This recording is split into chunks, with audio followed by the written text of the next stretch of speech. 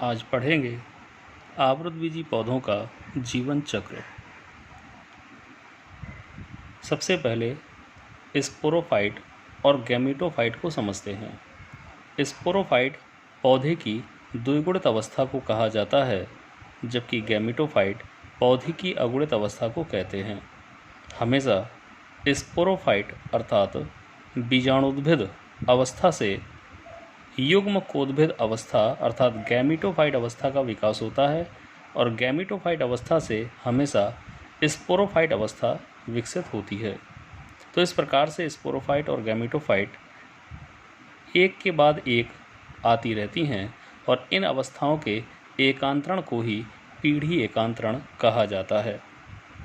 एक complete plant में जो फ्लावर लगे हुए हैं अर्थात पुष्प, इन पुष्पों में नर तथा मादा जननांग पाए जाते हैं। नर जननांग को पुमंग और मादा जननांग को जायांग कहते हैं। पुमंग अर्थात एंड्रोसियम की इकाई स्टैमन या पुंकेसर होती है।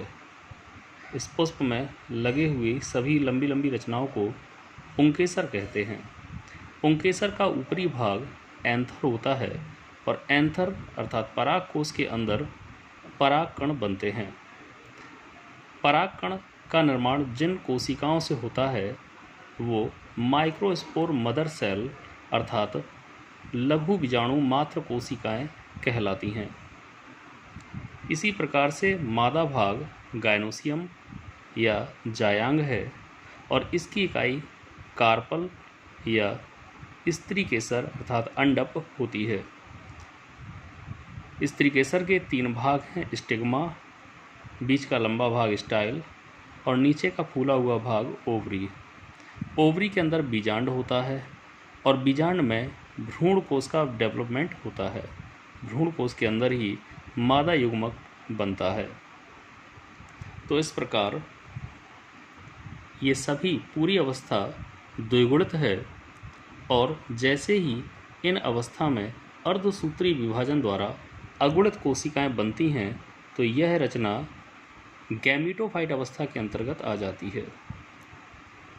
सभी माइक्रोस्पोर मदर सेल जब अर्धसूत्री विभाजन करती हैं तो प्रत्येक माइक्रोस्पोर मदर सेल के अर्धसूत्री विभाजन के अंत में 4 अगुणित माइक्रोस्पोर बनते हैं अर्थात लघु बीजाणु बनते हैं।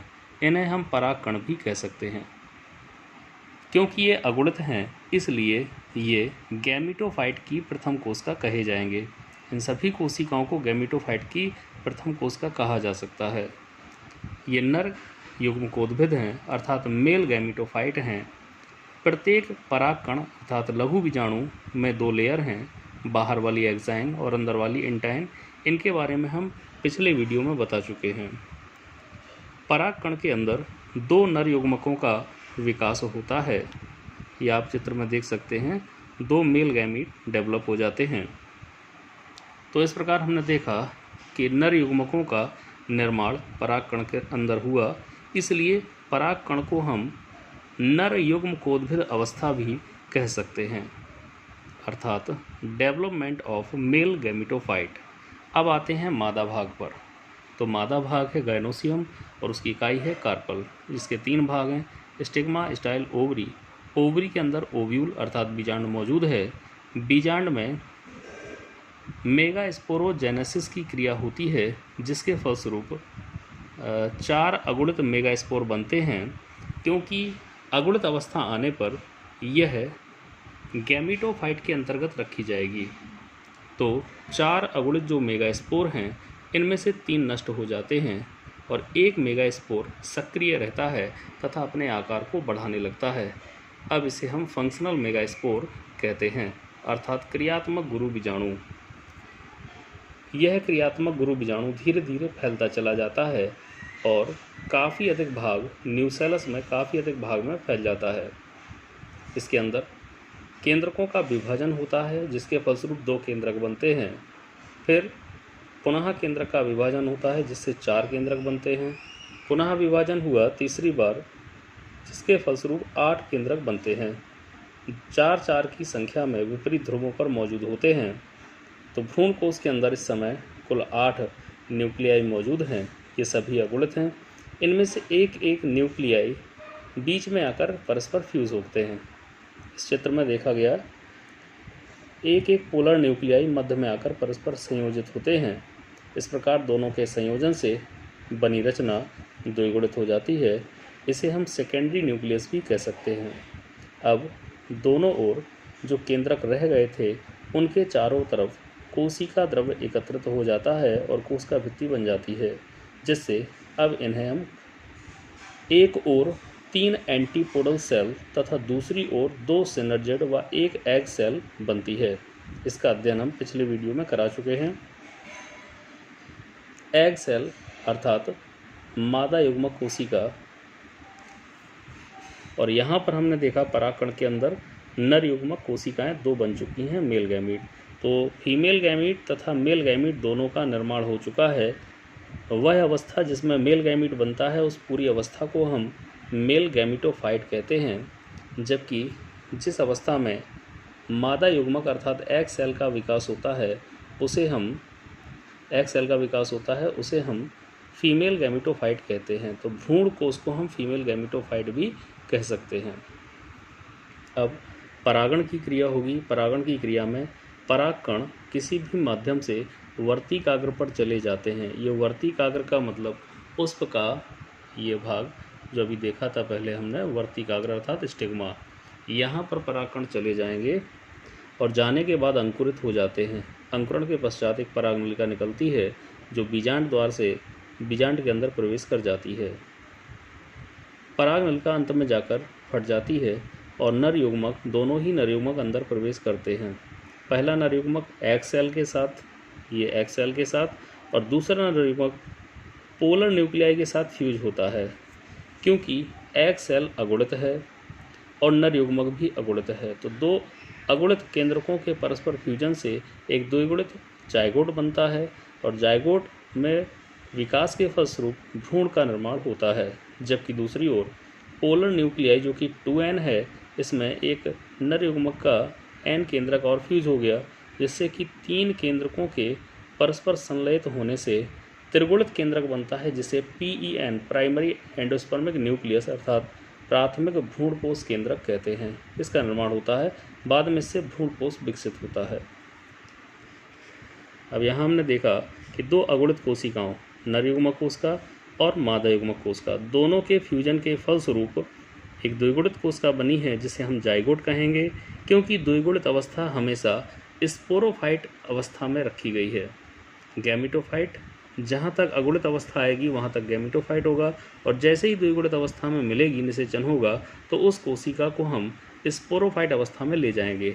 तो जो जाइगोट है वो सीधा जाएगा स्पोरोफाइट के अंतर्गत। अब जाइगोट विभाजन और वृद्धि करेगा, जिसके फलस्वरूप एम्ब्रियो अर्थात भ्रूण का निर्माण होता है। जब ये एम्ब्रियो डेवलप होगा तो बीजांड निषेचन के पश्चात बीजांड बीज में बदल जाता है, और जब बीज अंकुरित होता है तो यही भ्रूण अंकुरित होकर नए पौधे का निर्माण करता है। इस प्रकार गैमीटोफाइट से स्पोरोफाइट और स्पोरोफाइट से गैमीटोफाइट अवस्थाएं एकांतर क्रम में आती रहती हैं। इसे हम पीढ़ी एकांतरण कह सकते हैं। चित्र के माध्यम से इसे समझने का प्रयास करें।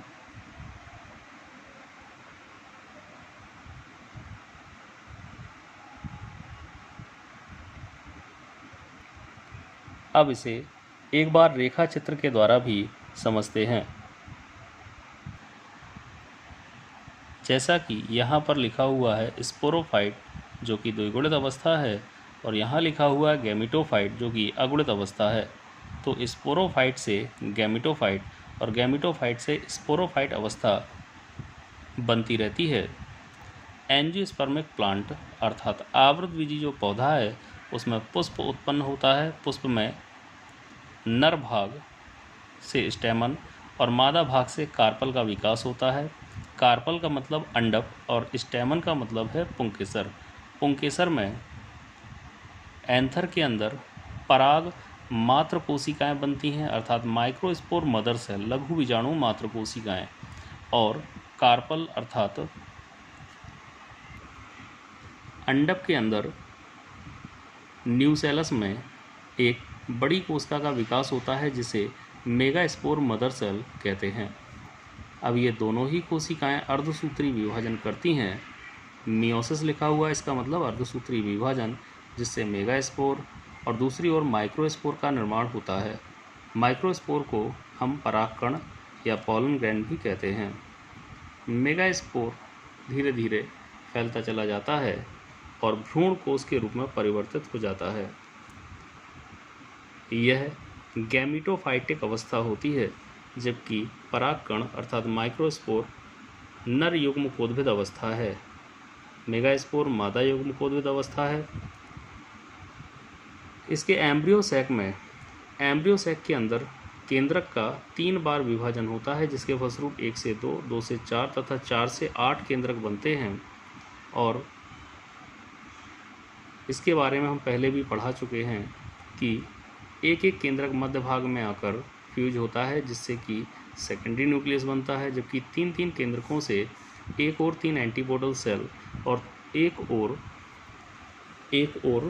2 सिनर्जिड व एक एग सेल का विकास होता है। तो इसी प्रकार मादा युग्मकोद्भिद अवस्था में अर्थात परागकण के अंदर 2 नर युग्मक बनते हैं। जैसा कि इस चित्र में दिखाया गया, ये एक गैमीट ये है नर युग्मक और एक गैमीट ये है। तो 2 नर युग्मक हैं। पहला नर युग्मक जो होगा ये पहला नर युग्मक है, ये सीधा जा रहा है और एग सेल से फ्यूज होगा, मादा युग्मक से फ्यूज होगा। फ्यूजन के फलस्वरूप, फ्यूजन की घटना को हम सिनगैमी भी कहते हैं। नर युग्मक तथा मादा युग्मक के फ्यूजन को हम सिनगैमी भी कहते हैं। और जैसे ही इनका फ्यूजन होगा तो जाइगोट बनेगा, अर्थात ओस्पोर बनेगा। जाइगोट एक द्विगुणित कोशिका है, इसलिए ये स्पोरोफाइट अवस्था की प्रथम कोशिका मानी जाती है।